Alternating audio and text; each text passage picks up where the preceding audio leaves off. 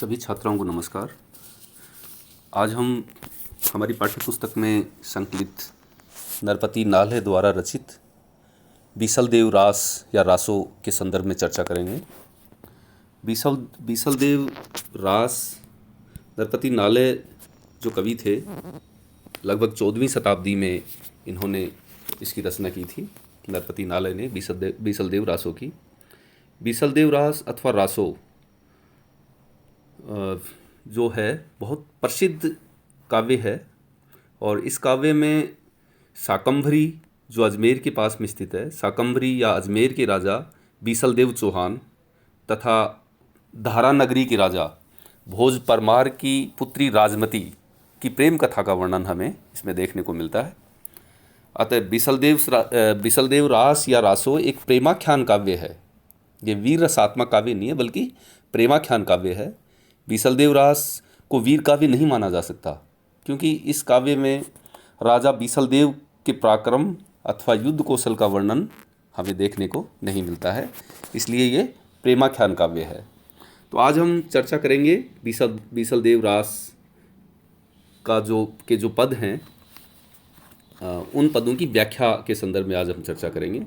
तो देखिए, उनका पहला पद है, उस पद पर आज हम चर्चा करने का प्रयास करते हैं कि व्याख्या। पहले भी हमने पूर्व वीडियो में भी हमने ये चर्चा की थी कि हम जो व्याख्या है उसको 3 भागों में विभाजित करके समझ सकते हैं। सर्वप्रथम सप्रसंग, उसके बाद में व्याख्या और अंत में विशेष अथवा टिप्पणी के रूप में। तो सप्रसंग हम इसकी व्याख्या करने का प्रयास करते हैं। तो प्रसंग में हमें लिखना होगा कि प्रस्तुत पद्यांश या प्रस्तुत अवतरण, ये रचना बीसलदेव रास है और किसके द्वारा रचित है? नरपति नाल्हे कवि द्वारा। तो हमें बताना होगा कि प्रस्तुत पद्यांश या अवतरण कवि नरपति नाल्हे द्वारा रचित बीसलदेव रासों से लिया गया है। और इसमें जब हम पढ़ते हैं तो हमें पता चलता है कि ये गणपति गाई, देखिए दूसरई कड़वई गणपति गाई, तो ये मंगलाचरण के रूप में प्रस्तुत है और गणेश जी की वंदना इसमें की गई है। तो अब इस पद का हम वाचन करते हैं, पढ़ते हैं और उसके बाद में इसकी व्याख्या करने का प्रयास करेंगे। देखिए, दूसरई कड़वई गणपति गाई, नमन करी नई लागऊ पाई, तो ही लंबोदर विनवऊँ, 64 जोगणी का अगिवाण, चौथी जुहारों खोपरा, भुवन मोह वर कामिनी। तो ये जो भाषा है इसकी, ये राजस्थानी भाषा है, पिंगल भाषा है। और 14वीं शताब्दी में या 13वीं शताब्दी में जब ये काव्य लिखा गया तो पिंगल भाषा या राजस्थानी भाषा में ये लिखा गया। और चूंकि प्रेमाख्यान काव्य है तो बहुत ही लोकप्रिय काव्य है। जो रास परंपरा जो थी, रासों काव्य थे, उनमें बीसलदेव रासों का भी नाम आता है। तो नरपति नाल्हे ने इसे लिखा और चूंकि मैं पहले भी बता चुका हूँ कि बीसलदेव रास एक प्रेमाख्यान काव्य है और बीसलदेव चौहान जो शाकंभरी के राजा थे और राजा भोज परमार की पुत्री जो राजमती थी, उनकी प्रेम कथा का इसमें वर्णन हमें देखने को मिलता है। तो प्रसंग पर हमने चर्चा की थी कि ये जो प्रस्तुत पद्यांश है वो नरपति नाल्हे द्वारा रचित बीसलदेव रास काव्य से लिया गया है। और ये प्रारंभिक, चूँकि मंगलाचरण जो है वो प्रारंभिक पद होते हैं किसी भी कवि के, कि वो इसलिए मंगलाचरण करते थे कि उनका जो काव्य है वो निर्विघ्न बगैर किसी संकट के संपन्न हो। इसलिए मंगलाचरण की परंपरा भारतीय साहित्य में प्रारंभ से ही रही है। तो यहाँ भी ये मंगलाचरण का दोहा है। तो दूसरई कड़वई गणपति गाई, तो दूसरई का अर्थ होता है दुसारना, बार बार स्मरण करना, कि मैं आपका बार बार स्मरण करता हूँ। कौन? इनका गणपति, कि हे गणपति महाराज, गाई मैं आपके गुणों का गान करता हूँ, गुणगान करता हूँ, बार बार स्मरण करता हूँ। या इसको दूसरे अर्थ में ऐसे भी समझ सकते हैं, दूसरई मानी दूसरा, कड़वई मानी कवड़क छंद, कि मैं दूसरे ही कवड़क छंद में, कि इससे पहले और लिखा गया होगा, उसके बाद में जो दूसरा कवड़क छंद है उसमें गणपति का गान करता हूँ, कि मैं गणपति महाराज का गुणगान करता हूँ। नमन करी, नमन मैं आपको नमन करता हूँ यानी प्रणाम करता हूँ।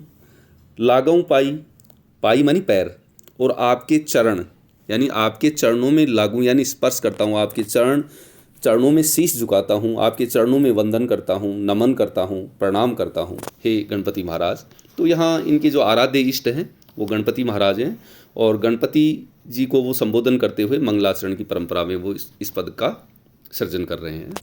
तो ही लंबोदर, लंबोदर लंबे उदर वाला, आप जानते हैं कि गणेश जी को ही कहते हैं।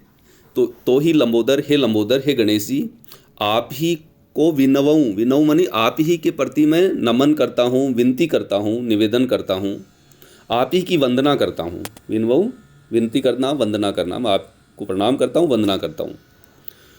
कुछ उदाहरण देकर भी देखिए, नीचे वाली पंक्तियों में समझाया है, बताने की कोशिश की है कि 64 जोगणी का अगिवाण, 64 ये माना जाता है कि जो योगिनी हैं वो 64 मानी गई हैं, और जो योगिनियाँ हैं उनका संबंध मुख्यतः काली माता जो है, काली कुल से माना जाता है, कि काली माता के जो भिन्न भिन्न अवतारी अंश हैं उन्हें योगिनियाँ कहा जाता है।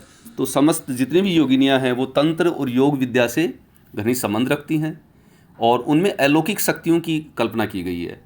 चूँकि ये योग से और हठ योग से और तंत्र विद्या से इनका संबंध रहा है योगिनियों का, तो इनकी जो साधना है वो हठ योग की साधना है, और आप सब कुछ जानते हैं कि हठ योग की साधना बहुत मुश्किल होती है।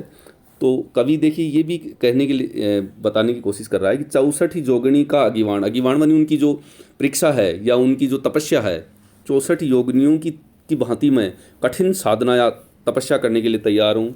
चौथी जुहारों खोपरा, और मैं समर्पण करने के लिए तैयार हूँ। चतुर्थी ये माना जाता है कि जो चतुर्थी है या गणेश चतुर्थी है उसको गणेश जी का जन्म हुआ था। चौथी मानी चतुर्थी, गणेश चतुर्थी, जुहारू मानी भेंट करना, इस समर्पण करना, कि मैं आपको चतुर्थी को, गणेश चतुर्थी को, तो हे गणेश जी मैं कठोर व्रत रखने के लिए तैयार हूँ, और 64 योगिनियों की तरह जो कठिन साधना जो करती हैं, जो उनकी जो योग की साधना है वो कठिन होती है, उसको भी मैं करने के लिए तैयार हूँ। तो वंदना कर रहे हैं और उनको चरण स्पर्श करते हुए, उनका वंदन करते हुए, गणेश जी का वंदन करते हुए मंगलाचरण का ये पद है। नीचे देखिए, भुवन मोहाइयाँ वर कामिनी, कामिनी सुंदर स्त्री को कहते हैं। तो यहाँ वो ये भी करें कि वो सुंदर नारी ने, भुवन मानी संसार को, संसार, मोहिया मानी मोहित करना, तो वो जो सुंदर स्त्री है जिससे वो प्रेम करते हैं, उसने क्या कर लिया है, भुवन को यानी सारे संसार को मोहित कर लिया है। वर श्रेष्ठ को कहते हैं, तो श्रेष्ठ कामिनी या श्रेष्ठ सुंदरी जो है उसने पूरे संसार को मोहित कर लिया है। तो कवि कहता है मुझे भी मोहित कर लिया है। तो ऐसी स्थिति में मैं ये रचना करना चाहता हूँ।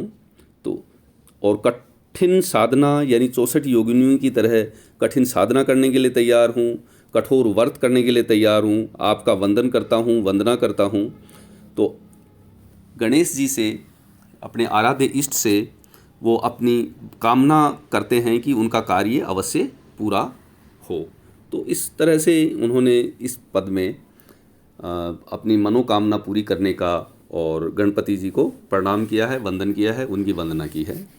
अब रही बात विशेष की, तो विशेष में हम ये बता सकते हैं कि नरपति नालय की यहाँ भक्ति भावना अभिव्यक्त हो रही है गणेश जी के प्रति, कि नरपति नालय की इस पद में भक्ति भावना गणेश जी के प्रति अभिव्यक्त हुई है, व्यक्त हुई है।